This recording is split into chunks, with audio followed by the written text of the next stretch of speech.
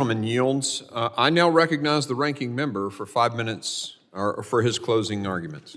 Thank you very much. And let me thank our witnesses for being here today. This hearing has confirmed what we already know over 4 hours ago. This so-called impeachment is nothing more than a thinly veiled political stunt. My Republican colleagues have failed to make a case for impeachment, failed to understand the Constitution, and failed to do anything to address challenges at the border. This hearing has been more Republican rehash, attempting to impeach the Secretary over policy differences instead of working with Democrats on immigration and border policy reform, demonstrates that Republicans are not only interested in using border security as a political talking point. This impeachment scheme is simply more distraction from a do-nothing Republican Congress. They talk about H.R. 2, a disastrous bill they wrote in secret without any opportunity for Democratic input, knowing very well that it was dead on arrival in the Senate. The so-called investigation that Chairman Green has launched has been conducted with a predetermined outcome from the start. And now, our Republican colleagues are trying to pretend that this effort isn't political. Mr. Chairman, the American people will see through such an incredibly obvious sham.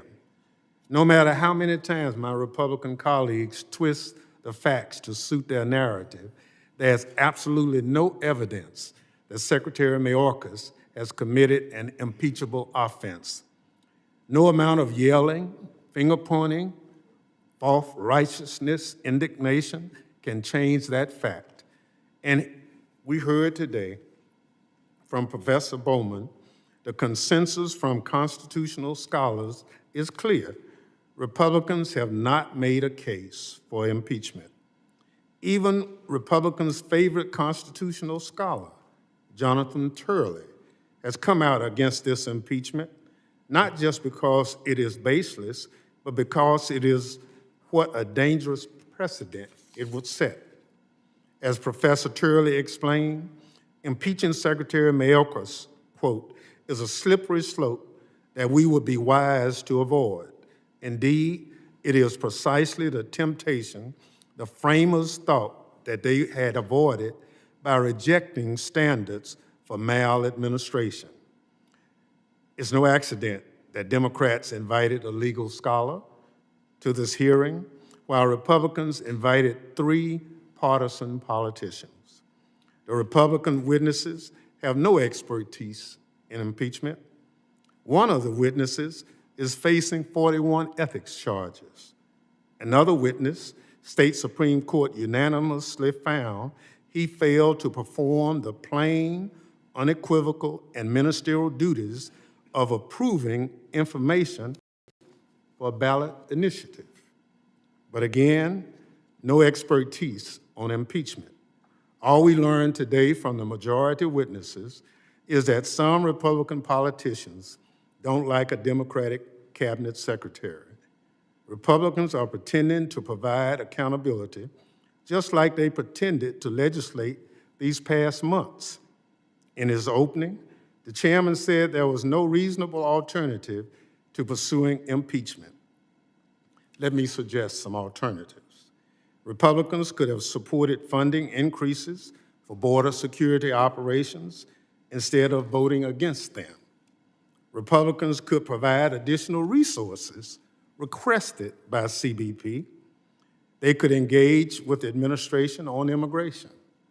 They have not. Republicans have failed to act at every turn.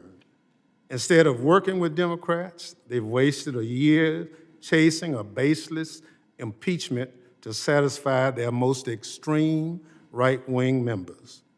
But as what we've heard today, impeachment was never intended to be used that way.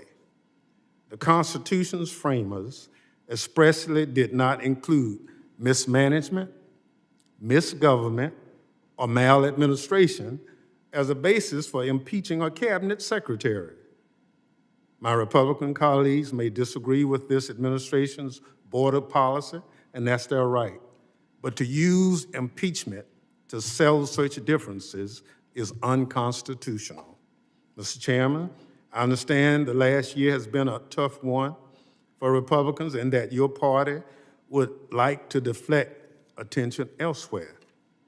This is the very kind of thing that the framers worked to avoid when establishing grounds for impeachment.